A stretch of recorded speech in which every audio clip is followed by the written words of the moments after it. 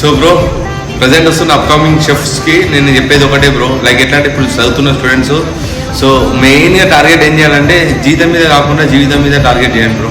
Like ఎట్లా అంటే జీవితంలో నీకు మంచి పొజిషన్ వచ్చినప్పుడు నీకు ఆటోమేటిక్గా జీతం పెరుగుతూనే ఉంటుంది. So most of the students నాకు మెసేజ్ చేసిన స్టూడెంట్స్ ఎక్కువ శాతం అయితే నాకు జీతం గురించి అడుగుతారు, కానీ షెఫ్ ఎట్లా నేర్చుకోవాలని ఎవరు అడుగుతలేదు. మోస్ట్ ఆఫ్ ద స్టూడెంట్స్ జీతం శాలరీ ఎంత శాలరీ గురించి వర్కౌట్ చేసుకోవద్దు బ్రో, శాలరీ గురించి ఆలోచించొద్దు.